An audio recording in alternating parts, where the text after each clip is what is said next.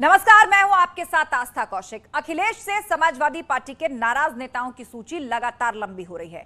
अब नाराज नेता अखिलेश के खिलाफ नया मोर्चा बनाने में जुटे हैं। इनमें सबसे पहला नाम चाचा शिवपाल यादव का। जेल में आजम खान से मिलने के बाद इसकी चर्चा और तेज हो गई।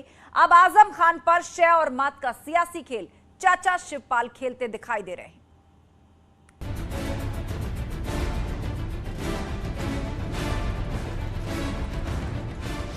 सीतापुर जेल पहुंचकर शिवपाल यादव ने आजम खान से मुलाकात की तो राजनीति गलियारों में नए समीकरण की चर्चा होने लगी। सवाल ये था कि शिवपाल बीजेपी के साथ जाएंगे या फिर आजम खान के साथ मिलकर नया मोर्चा संभालेंगे। बीजेपी में समाजवादी पार्टी छोड़ेंगे या नया मोर्चा बनाएंगे? आजम खान समाजवादी पार्टी छोड़ रहे हैं। ऐसा तो कोई सवाल है नहीं। अभी पहले जेल से बाहर आने दो जी। और फिर ये सब फैसले उचित समय जब आएगा तब आपको पता लग जाएगा क्या फैसला लेंगे क्या नहीं लेंगे। इतनी जल्दी आप लोगों को ज़्यादा जल्दी है। दरअसल चाचा शिवपाल यादव भतीजे अखिलेश से चुनाव के ठीक बाद से ही नाराज चल रहे हैं। इधर जेल में बंद आजम खान के समर्थक भी समाजवादी पार्टी पर आजम खान का साथ नहीं देने के आरोप लगा रहे हैं। इसी बीच आजम खान से जेल में मिलने के बाद शिवपाल ने कहा समाजवादी पार्टी ने आजम खान का साथ नहीं दिया। तो ये बात समाजवादी पार्टी के लोगों को रखना चाहिए था। इतना सीनियर इतने फाउंडर मेंबर होते हुए भी आजम भाई की मदद नहीं हो पा रही। इतने छोटे छोटे मुकदमे, झूठे मुकदमे, इतने अब केवल एक मुकदमा बचा है। एक मुकदमा बचा है केवल। 6 महीना हो गई, बहस हो गई, सब कुछ हो गई, सब हो गई है। देखिए अब हम तो साथ हैं ही, आजम भाई के साथ हैं, आजम हमारे साथ हैं, हम उनके साथ हैं। दरअसल आजम खान 26 महीने से जेल में बंद है, लेकिन अखिलेश यादव अभी तक जेल में उनसे मिलने नहीं पहुंचे। शिवपाल यादव ने कहा कि आजम खान का साथ देने के लिए समाजवादी पार्टी को आंदोलन करना चाहिए था, लेकिन दुर्भाग्य है कि ऐसा नहीं हुआ। आजम भाई के प्रति समाजवादी पार्टी को संघर्ष करना चाहिए था, आंदोलन करना चाहिए था। नेताजी की अगुवाई में लोकसभा में भी, जबकि आजम भाई लोकसभा के सदस्य भी थे, तो ये बात रखनी चाहिए था। तो ये तो दुर्भाग्य है, हम लोगों का दुर्भाग्य है, सभी समाजवादियों का दुर्भाग्य है। इसी की पहचान थी समाजवादी की। आंदोलन, संघर्ष, यही तो समाजवादी की। आजम खान से मिलने के बाद शिवपाल यादव ने सीएम योगी से मिलकर मिलने की बात भी कही। देखिए यहाँ के बाद जाने के बाद हम मुख्यमंत्री जी से भी समय लेंगे और मुख्यमंत्री से भी आजम भाई की बात को रखेंगे। मुख्यमंत्री संत हृदय अगर है तो इस पर जरूर विचार करेंगे। सीतापुर जेल में शिवपाल यादव की आजम खान से करीब 1.5 घंटे बातचीत हुई।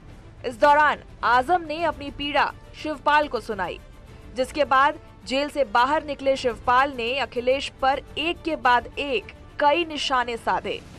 लेकिन समाजवादी पार्टी की सहयोगी सुहेल देव भारतीय समाज पार्टी के अध्यक्ष ओम प्रकाश राजभर ने शिवपाल यादव को आड़े हाथ लेते हुए उन्हें दोमुहा सांप करार दिया। नेता दोमुहिया सांप हैं। अभी तक तो टीवी चैनलों पर ये चल रहा था कि शिवपाल जी भाजपा के साथ जा रहे हैं। तारीख भी पड़ गई थी 19 तारीख, 1900 बीत गया, 22 आ गई।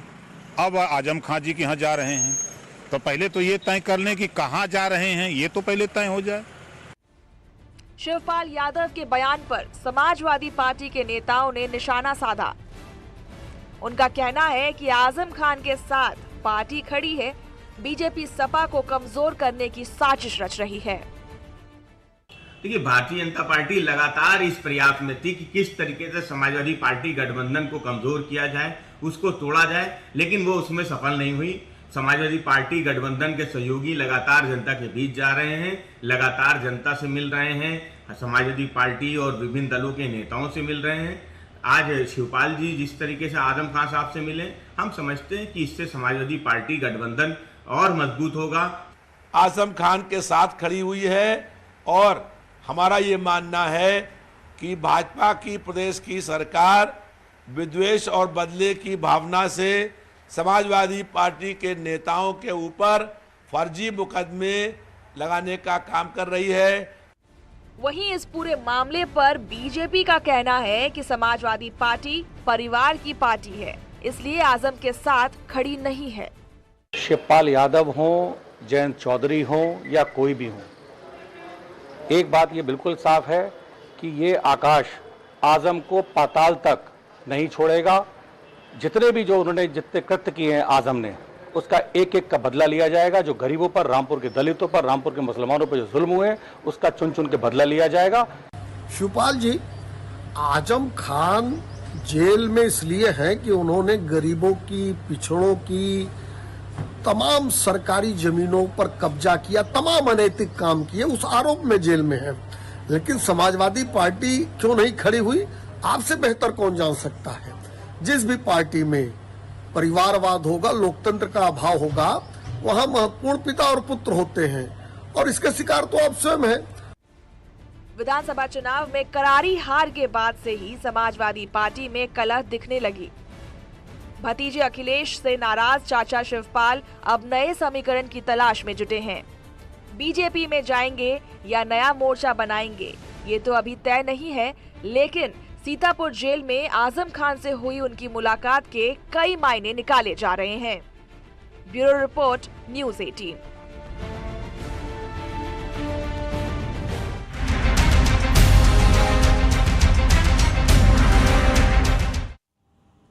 समाजवादी सरकार में बनी नोएडा की एलिवेटेड रोड अब टूटने लगी है। वक्त से पहले खराब हुई इस सड़क में गड़बड़ी की जांच के आदेश दिए गए हैं। ये एलिवेटेड रोड नोएडा सेक्टर 18 से सेक्टर 61 को जोड़ती है, जिसको बनाने में 450 करोड़ का खर्च हुआ। रिपोर्ट से खुलासा हुआ है कि इस रोड के लिए ठेकेदार को करोड़ों रुपए एक्स्ट्रा दिए गए।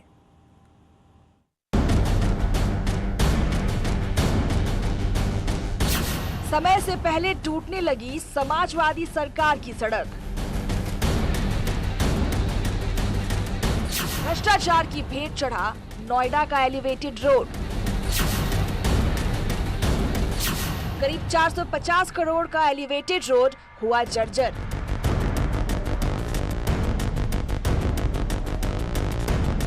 समाजवादी सरकार में बनी नोएडा सेक्टर 18 से 61 को जोड़ने वाली एलिवेटेड सड़क समय से पहले जर्जर हो चुकी है। सड़क पर जगह जगह गड्ढे, जहां लोगों के लिए परेशानी बनी हुई है, वहीं सड़क निर्माण में करोड़ों की घपलेबाजी का सबूत भी दे रही है। सपा कार्यकाल के दौरान बने नोएडा से सेक्टर 18 और 61 के बीच एलिवेटेड रोड की अब सांसें फूलने लगी है। आपको तस्वीरें दिखाना चाहेंगे। ये एलिवेटेड रोड है और घटिया सामग्री का इस्तेमाल हुआ इसको बनाने में, और अब ये जांच ऋतु महेश्वरी ने दे दी है। एक टेक्निकल कमेटी का गठन किया है जो ये पड़ताल करेगी कि इसमें किस तरीके का मटेरियल इस्तेमाल हुआ, कहां कहां इस तरीके के पॉटहोल्स यानी गड्ढे हैं, कहां कहां कंस्ट्रक्शन क्वालिटी जो है वो खराब देखने को मिल रही, प्लास्टर झड़ रहा है या जो जॉइंटर्स है वहां पे क्या स्थिति है। सबसे बड़ी बात है, जब से ये आदेश दिया तब से अधिकारियों में खलबली मची है। आपको बता दें कि ये फ्लाईओवर जो है वो बनाया गया था और ये जो कंपनी को कॉन्ट्रैक्ट दिया गया था ये 5 साल के लिए दिया गया था, जो मेंटेनेंस करेगी, यानी कॉन्ट्रैक्टर को ये बनाने के बाद से 5 साल तक मेंटेनेंस भी करना था। लेकिन क्योंकि ये मामला आर्बिट्रेशन में है, और सबसे बड़ी बात है कि नोएडा अथॉरिटी की टेक्निकल ऑडिट कमेटी यानी टैग जो सेल होता है नोएडा अथॉरिटी का, उसने इस बात का भी खुलासा किया है कि इस जो एलिवेटेड है इसको जब बनाया गया तो इसमें एक्स्ट्रा पेमेंट हुआ जो कि करोड़ों में है। सेक्टर 18 से 61 के बीच की ये सड़क नोएडा की एकमात्र एलिवेटेड रोड है जो टूटती जा रही है। कई जगह मरम्मत की गई, लेकिन एलिवेटेड रोड काफी खराब है। ऐसे में प्राधिकरण की सीईओ ऋतु महेश्वरी ने टेक्निकल कमेटी का गठन कर जांच के आदेश दिए हैं। अब तक हुए खुलासे के मुताबिक सड़क निर्माण में घटिया सामग्री का इस्तेमाल किया गया था। तत्कालीन डिवीजन इंचार्ज पर गड़बड़ी की आशंका है। 5 साल तक मेंटेनेंस नहीं किया गया। जगह जगह गड्ढे, ज्वाइंटर और प्लास्टर टूटा। ठेकेदार को करोड़ों रुपए की अधिक पेमेंट की गई। लाभ पहुंचाने के लिए ठेकेदार को एक्स्ट्रा पेमेंट भी की गई। दरअसल उस समय कहा गया था कि सड़क 10 साल तक नहीं टूटेगी, लेकिन ये सड़क समय से पहले जर्जर हो चुकी। यही वजह है कि जब सिविल विभाग की समीक्षा बैठक हुई तो इसके जांच के आदेश दिए गए।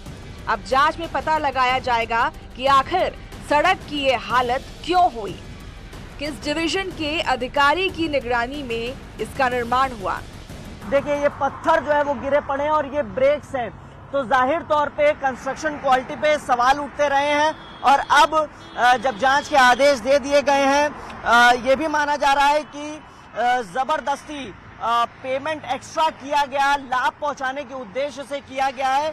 ऋतु महेश्वरी ने जो तत्कालीन डिवीजनल ऑफिसर हैं इसके, उनके खिलाफ जांच के आदेश दिए हैं और जल्द से जल्द रिपोर्ट सबमिट कर कार्रवाई करने की बात कही है। कैमरामैन विपिन के साथ हिमांशु शुक्ला, न्यूज़ 18 नोएडा।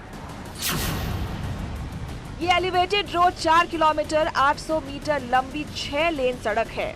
इसके निर्माण के लिए 415 करोड़ का टेंडर जारी किया गया था और इसके निर्माण की जिम्मेदारी आईटीडी सीमेंटेशन लिमिटेड कंपनी को दिया गया। अक्टूबर 2014 में सड़क निर्माण का काम शुरू किया गया, लेकिन रोड निर्माण का काम पूरा होते होते करीब 450 करोड़ का बजट हो गया। ठेकेदार को इसका भुगतान भी किया गया। 2016 में इस सड़क के आधे हिस्से करीब 2 किलोमीटर 400 मीटर का लोकार्पण तत्कालीन मुख्यमंत्री अखिलेश यादव ने किया था। एलिवेटेड निर्माण कंपनी और प्राधिकरण का मामला कोर्ट में विचाराधीन है। ये कहकर संबंधित सर्किल अधिकारी ने किसी अन्य कंपनी से सड़क की रीसरफेसिंग करा दी, जो बेहद घटिया तरीके से हुई और कुछ ही दिन में उखड़ गई। अब मामले की जांच के बाद ही साफ हो पाएगा कि इस सड़क को भ्रष्टाचार की भेंट चढ़ाने में किस किस का हाथ है। नोएडा से हिमांशु की रिपोर्ट।